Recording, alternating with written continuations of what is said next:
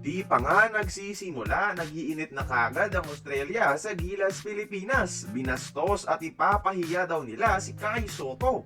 Payag ba kayo dyan? Mainit ang mga idol kaya huwag kayong bibitaw. Muling magbubukas ang rivalry ng Gilas at ng Australia sa November window ng FIBA World Cup Asian Qualifiers. At di pa rin lumalamig ang init ng ulo ng mga Australians sa Gilas mga idol kahit before pandemic pa nangyari ang brawl sa Philippine Arena. Panay masasama at pagbabanta ang ginagawa nila ngayon mga idol, mapa-interviews o social media man. Sa Facebook post ng kilalang media sa Australia na The Pick and Roll regarding Gilas Pilipinas, sabi ng mga Australian fans, excited na daw sila makalaban ng Gilas para daw basagin muli. At naging racist pa sila dito mga idol at tinawag ang mga Pinoy na maliit na nga sa size, maliit pa ang utak. Dapat daw manatili na lang sa pagsasaka. Di ba nila alam ang magtanim ay di biro, buong maghapong nakaupo? Okay lang sana kapag basketball lang ang asaran. Kaso insulto na to sa mga bayaning magsasaka natin. This crossed the boundary mga idol.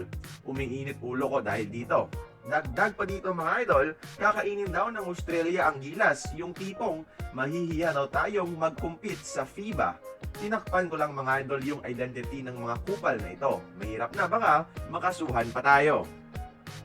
At heto ang malala, tinira pa nila si Kai Sotto, yung taong walang kamalay-malay at nagpapagaling pa sa injury.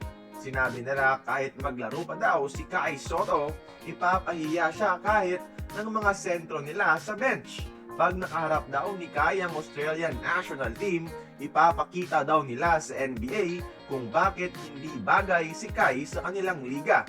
Pero personally mga idol ha, ang atake nila kay Kai, isang bata ha, di ko nakikita in a negative way. Parang insecure pa nga sila sa kanya at ginawa siyang target. Di ka naman pag-uusapan kung di ka magaling.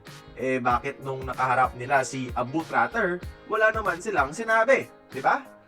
At mas gaganahan pa yan si Kai mga idol pag nakabalik na. Ipapakita ni Kai Sotto sa kanila kung bakit mas magaling pa siya sa mga NBA prospects ng Australia.